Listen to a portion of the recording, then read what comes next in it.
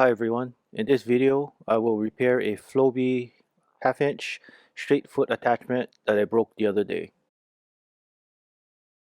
I will use Loctite's gel control super glue for this fix. The narrow tip is perfect for this job. Squeeze the two blue triggers to dispense the glue exactly where it's needed. Press the pieces together and hold for 15 seconds for a quick setup. Repeat the process on the other end, press for 15 seconds again, and we're almost done. Here is a close-up of the repair.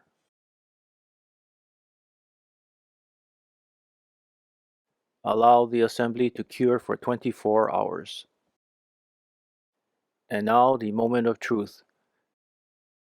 The attachment doesn't fall apart when installed or when removed.